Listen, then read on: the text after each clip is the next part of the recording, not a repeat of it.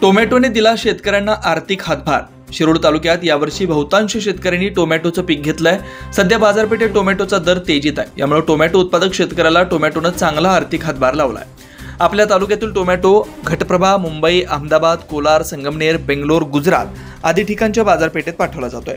काही शेतकरी स्वखर्चाने तर काही शेतकरी भाजीपाला मार्केटतर्फे बाजारपेठेत पाठवतात, तर काही ठिकाणी दलाल स्वतः शेतातील प्लॉटवर येऊन खरेदी करतात। याशिवाय शिवार भारताला माहिती देताना अकिवाटचे टोमॅटो उत्पादक शेतकरी कृष्णात विठ्ठल हुजरे म्हणाले, टोमॅटोचं पीक हे साधारण 90 ते 110 दिवसांचं असतं। मे महिन्यात पावसानं चांगली साथ दिल्यानं टोमॅटोचं पीक चांगलं आलंय। मात्र जून महिन्यात गेले 2-3 आठवडे पावसानं दांडी मारली आहे। सध्या फळ तोडणीस आलं असतानाच पावसाची कमतरता व कडक उन्हामुळे झाडांची वाढ कमी झाली आहे। परिणामी उत्पादन कमी प्रमाणात निघतंय। एका दिवसात 200 ते 250 कॅरेट निघणारा टोमॅटो 100 ते 150 कॅरेट निघतोय। त्यामुळे बाजारपेठेत सरासरी मागणीपेक्षा टोमॅटोचा पुरवठा कमी प्रमाणात होतोय। यामुळे टोमॅटोच्या दरात वाढ झाली आहे। आज एका कॅरेटला सरासरी 700 ते 800 रुपये भाव मिळतोय। एका कॅरेटमध्ये 25 किलो टोमॅटो असतात। यानुसार बाजारात किरकोळ विक्री 50 ते 70 रुपयापर्यंत असली तरी शेतकऱ्याला प्रति किलो 35 ते 40 रुपयापर्यंत भाव मिळतोय।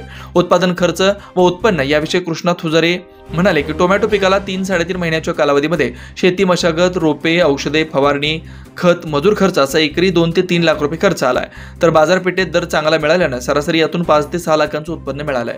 यामुळे एकूणच यावर्षी टोमॅटो उत्पादक शेतकऱ्यांना टोमॅटोनं चांगला आर्थिक हातभार लावलाय। शिवार न्यूजसाठी अनिल जासूद।